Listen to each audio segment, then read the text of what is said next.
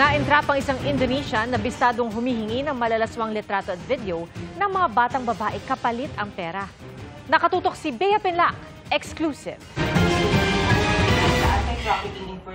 Pinasok ng pulisya ang kwarto na to sa isang condominium sa Quezon City, Huwebes ng gabi.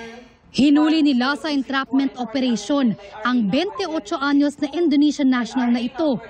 Ang dayuhan na kararating lang ng Pilipinas na pag-alamang ng bibiktima at nang aabuso ng mga batang babae online sa halagang aabot ng 20,000 pesos. Nag-offer ng pera sa isang grupo ng mga mother na ang anak nila ay mga nagpa-fashion or sa online. Noong una, ang modus niya is mag-i-sponsor siya para sa activity na ito. Then later, manghihingi na siya ng ibang mga services na kung saan magbibigay din siya ng mas malaking amount.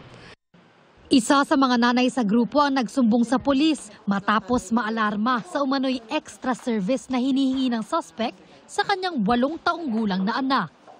Ang sinasabi niya, natatakot na siya sa sinasabi niyang service na ino-offer kapalit ng pera. Noong una, hindi niya naintindihan yung extra service. Nung bandang huli, nabasa ko doon sa mga ilang text na gusto niyang makipag sa bata. May iba pa raw na malalaswang inalok ang suspect na nais niyang gawin sa bata.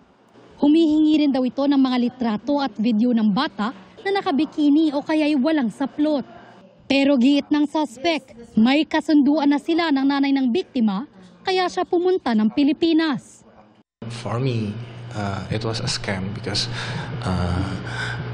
we already agree some stuff. They promised me to do something. I transferred the money, and they didn't deliver. I'm not gonna lie that I was obsessed with little girl.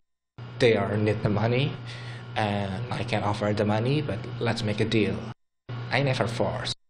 Reklamong human trafficking at paglabag sa anti-online sexual abuse and exploitation of children ang kinakaharap ng suspect. Para sa GMA Integrated News, Bea Pinlac, nakatutok 24 oras.